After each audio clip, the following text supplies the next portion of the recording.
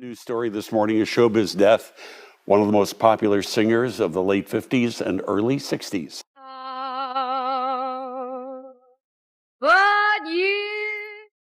I've let go of the past, except for 5 awful people, and they damn well know who they are.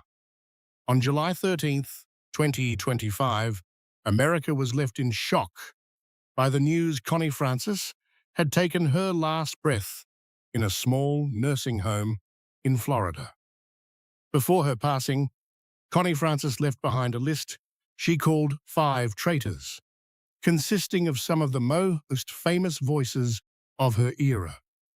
She had been robbed of shows minutes before airtime, pleaded desperately in a bitter romance with a top music icon, and even faced public betrayal and humiliation after a critical throat surgery. Who had caused her such profound pain? Why did she keep these secrets until her death? Despite her humble beginnings as the daughter of Italian immigrants, Connie Francis, through sheer will and talent, rose to become America's first female pop superstar in an era largely dominated by men. With iconic hits like Who's Sorry Now, Where the Boys Are, and Stupid Cupid, she topped the charts and became a true icon of the golden age. However, behind the dazzling stage lights lay a life filled with tragedy and tears. In 1900, Connie was brutally raped in a hotel room, but tragically, no one believed her. Misfortune followed when a botched throat surgery permanently robbed her of her voice. Afterward, she battled severe depression and attempted suicide 17 times. Connie's life grew even darker when she was monitored by the FBI for alleged ties to an Italian mafia money laundering scheme, suffered a devastating betrayal from a lover, and was abandoned by America's largest record label for being deemed past her prime. But perhaps worse than all of these were the secrets Connie carried throughout her life, about famous figures she once considered friends who ultimately drove her to the brink of despair. Bobby Darin, the bitter betrayal of first love. Bobby Darin and Connie Francis met in the summer of 1956. Connie was just 18 then, a young Italian-American girl striving to find her place in a cutthroat entertainment industry. Bobby Darin, on the other hand, was arrogant, charismatic, and exuded the undeniable allure of a man who knew his worth. They fell in love secretly, yet passionately.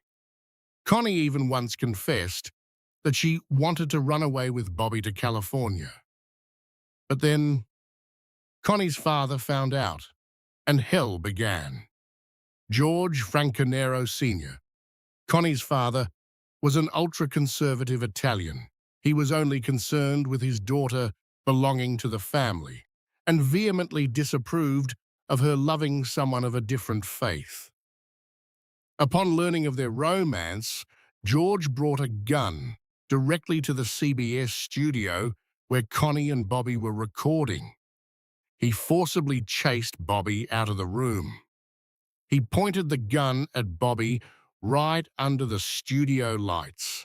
"I had never seen my father like that," Connie recounted in a private interview years later. Bobby fled through the first-floor window of the studio, and from that day on, he never returned. Not long after, Bobby Darin began dating Sandra Dee, Hollywood's child star, and married her just a few years later. Connie received the news through newspaper headlines and called it a wound that would never heal. This was particularly devastating because just weeks prior, Bobby had sent her a handwritten letter calling Connie the only woman who made him want to leave the stage.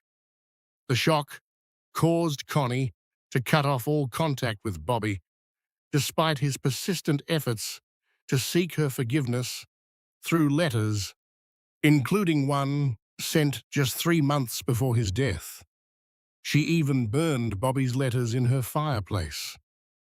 "I loved him until he betrayed me," was all she ever said about Bobby, marking the bitter end of a heartbreaking first love. Many later believed that had it not been for her father's extreme intervention, Connie Francis and Bobby Darin could have become the greatest power couple of 1960s American pop music. If Bobby Darin was Connie's greatest regret, a love tragically severed by family control, then the next name represented her deepest wound. Elvis Presley, the king who broke her heart. Among the names Connie Francis could never forgive, the most shocking was Elvis Presley. To millions, Elvis was the king. But to Connie, he was the man she trusted and the one who broke her heart yet again. In the mid-1960s, while both were at the peak of their fame, Elvis and Connie shared a secret relationship. There were no public announcements, just late-night phone calls, clandestine visits to Graceland at 2 a.m., and handwritten letters signed simply C. Many of Connie's close friends claimed she loved Elvis in a way unlike anyone else.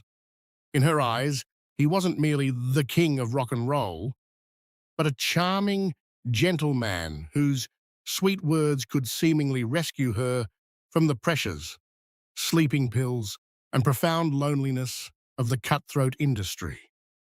But tragically, it was a one-sided love. While Connie secretly believed she was special, Elvis was consistently seen with a string of other beauties. On one occasion, during a tour stop in Memphis, Connie unexpectedly visited Graceland to surprise him, only to discover a blonde woman in a bathrobe emerging from his bedroom. Elvis continued to bring actresses into the house. The names changed, but the scenario remained identical, bringing them to Graceland into the same room, wearing the same bathrobe. Some days there were even 2, 3, or 4 women at once. When rumors of their relationship began to leak and the press relentlessly questioned Elvis's secret lover, he denied any involvement with Connie Francis. Furthermore, in a Vegas interview, Elvis famously declared, "She's a talented artist, but I don't recall ever meeting her privately." Immediately afterward, the media pivoted to smear Connie, labeling her as someone chasing Elvis for attention, further damaging her image as her career stalled. After enduring a series of devastating personal traumas, including being raped at a Howard Johnson hotel in 1967 and battling prolonged depression, Connie once sent a handwritten letter to Elvis pleading for his help to return to the stage, even just for one appearance at his Las Vegas show. More disturbingly, reports indicate Connie was hospitalized for 3 weeks in a psychiatric ward after taking 45 sleeping pills, just hours after reading an interview where Elvis publicly denied her. Despite her pleas, he never responded. While Connie struggled with agonizing pain, Elvis continued to be seen arm in arm with a parade of Hollywood beauties, from Anne Margaret and Natalie Wood to Sybil Shepherd.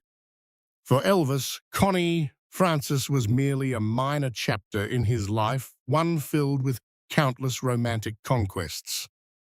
Afterward, Connie never spoke of Elvis again. She forbade any journalist from asking about him. In her final diary, she wrote only a single line beneath the name Elvis Presley.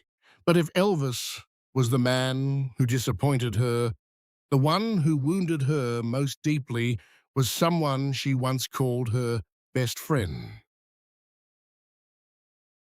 Brenda Lee, the fake golden girl.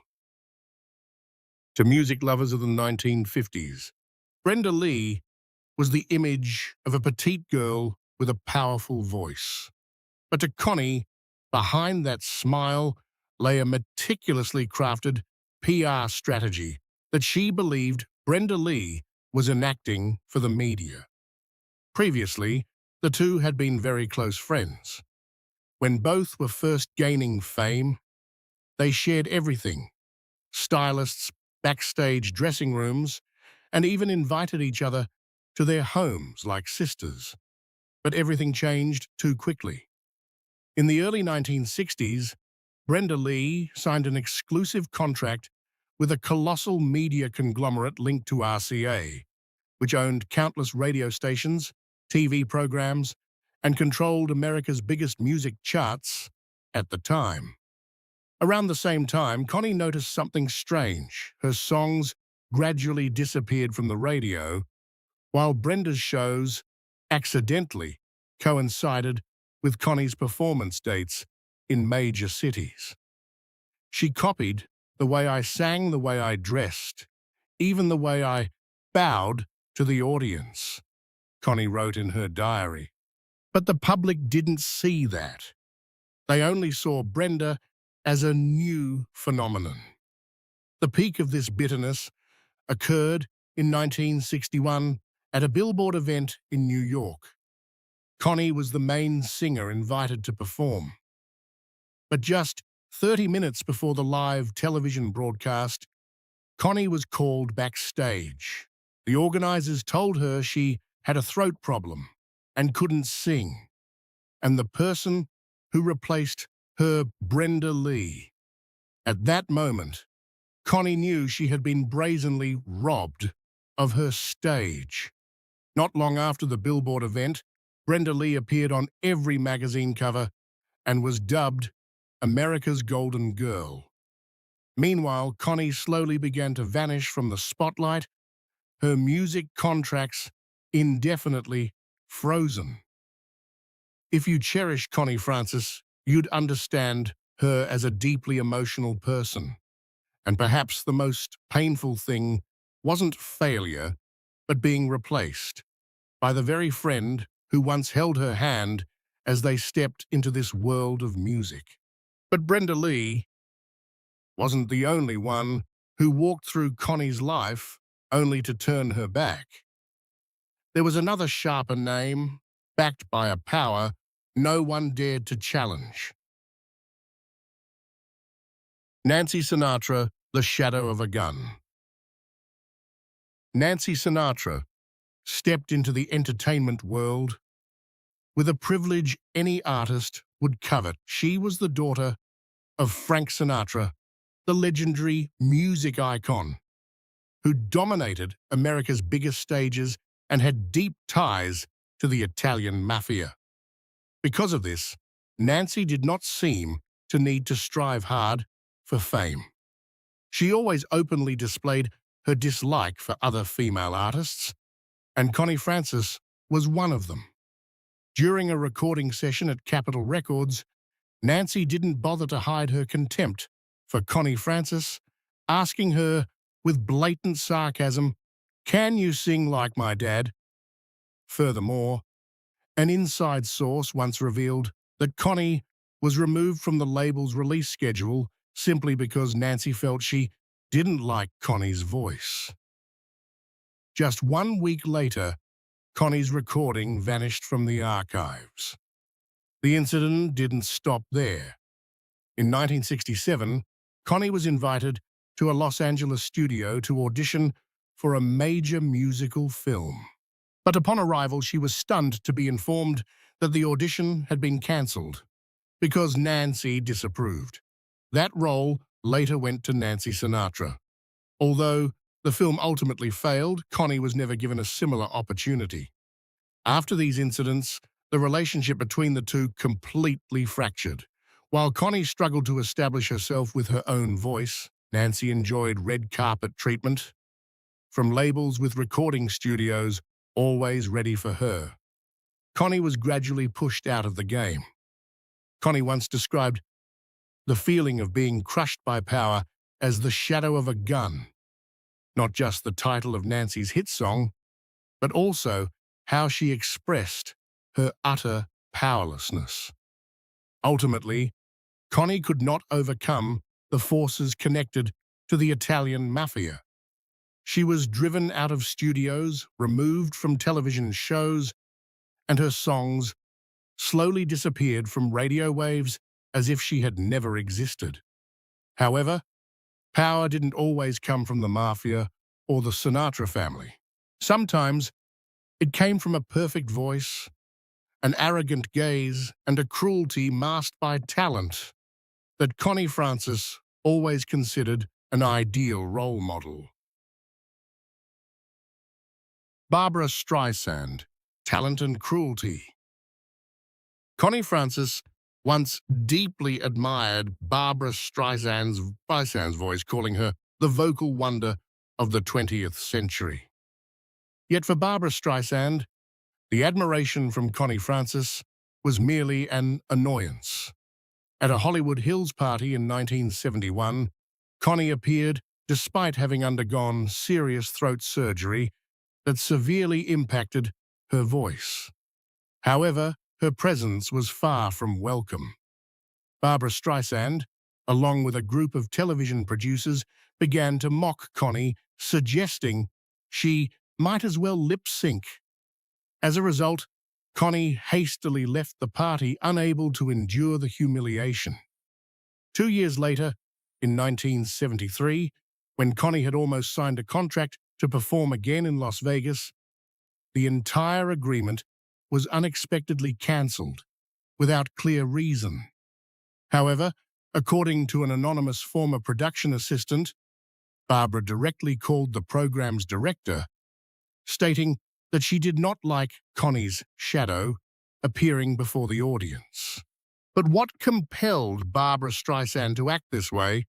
According to various sources, Barbra Streisand was not afraid to resort to cruelty, to eliminate anyone who threatened her position, even a fan. This wasn't an isolated incident.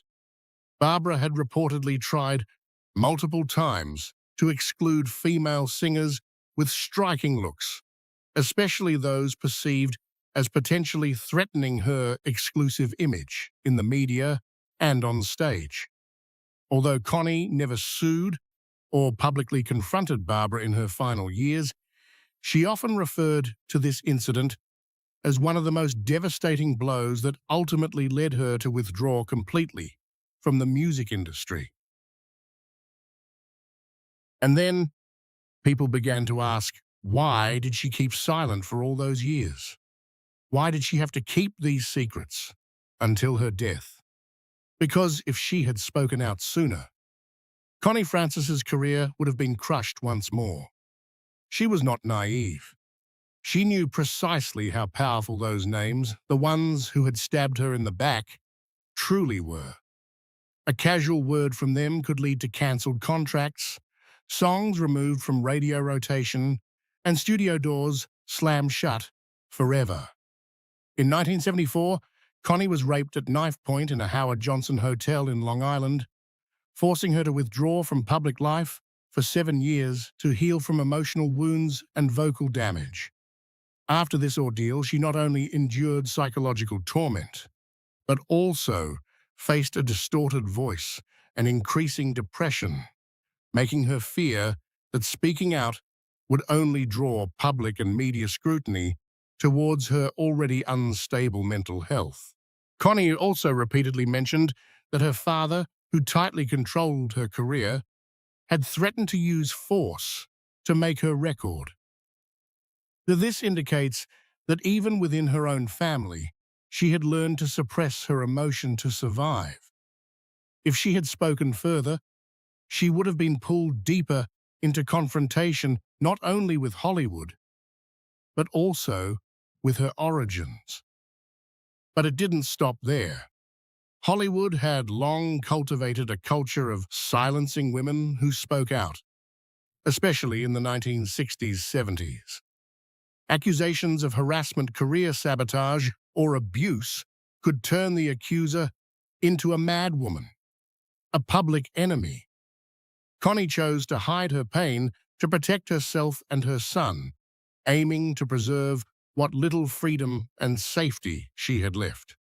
She remained silent, because any words uttered before she was ready might not be believed and could be met with fierce retaliation.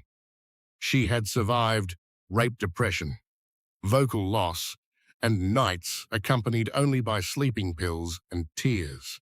But the one thing she dared not confront was the system of power that had transformed her tormentors into untouchable legends. She remained silent because speaking out meant suicide, because Hollywood did not forgive women who dared to accuse, because if she had revealed the truth, they would have called her jealous, bitter, a failure. And worse, they would have called her insane. So why did she keep those secrets until her death? Because only when death knocked at her door could she be sure they couldn't kill her again.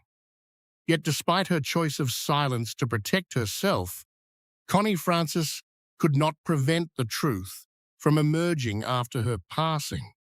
When her long-buried wounds were brought to light from her final diary, a wave of reaction sessions swept through the artistic community and the public.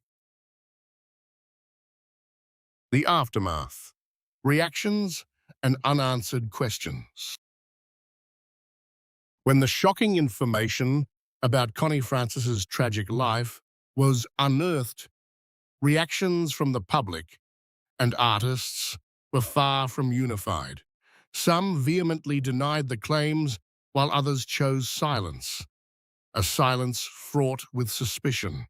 Fans were fiercely divided.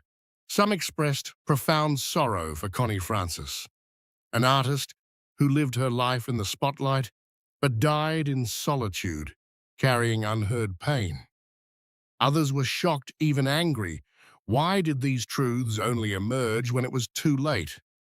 Art critic Nora Feuds wrote in The Atlantic, "It's not just the words of a dying person, it's an indictment of an industry that once exploited the energy, youth, and self-respect of female artists, then cast them into oblivion as if they had never existed."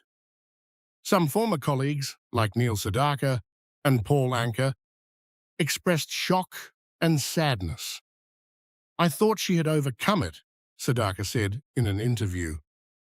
"No one knew Connie carried so much pain in silence." Music critics immediately entered a heated debate. Are these unspoken truths, or merely the bitter last testament of someone once abandoned by the world? And perhaps the most shocking reaction came from Brenda Lee, whom Connie Francis once called "my best friend." When asked, Brenda Lee simply replied, "I didn't know she hated me so much, but if that's true, I'm sorry, and though I truly don't understand what I did wrong." Brenda's feigned lack of understanding. Was it genuine or a deliberate evasion? When Brenda Lee chose to distance herself from the past as if it had never happened, perhaps that was the final, bitter goodbye Connie had to receive from the very friend she had loved and trusted most. Yet amidst the conflicting reactions, the half-hearted apologies and the averted gazes, a painful question still hung in the air. Did anyone ever truly apologize to her? Did anyone ever try to mend things before it was too late? Or was it all too late, when Connie Francis was merely a cold name on a newspaper page? Forgiveness that never came. Connie Francis passed away quietly, not because she was unloved, but because the people who hurt her never truly offered a sincere apology. Amidst her loneliness and despair, Connie once uttered, "It wasn't the tragedies that killed me, but the silence and betrayal from those I once trusted." For decades, the public saw her smile on stage, embrace fans backstage, and send thank you cards to former colleagues. But behind the lights was a woman who had been raped in a hotel, lost her voice after surgery, and had her career stolen by jealousy and backstage power plays. There were handwritten letters sent to her from some of the familiar faces of show business. One wrote, "I was young and foolish." Another, believed to have directly stolen Connie's performance opportunity at a major event, wrote more succinctly, "If I could go back to that night, I wouldn't have stepped on stage." But Connie never replied. She kept those letters in a small wooden box locked away in her last drawer, where her housekeeper found them, only after her death. Many of those individuals are still alive, still performing on stage and still being honored. But Connie chose silence, not out of weakness, but because she refused to turn her pain into a dirty war. Now, with her forever laid to rest, apologies hold no value. People often say, time heals all wounds. But for Connie, time only turned those wounds to stone. Thank you for staying with us until the end of this journey. Don't forget to like and subscribe so you don't miss out on the most intriguing celebrity stories.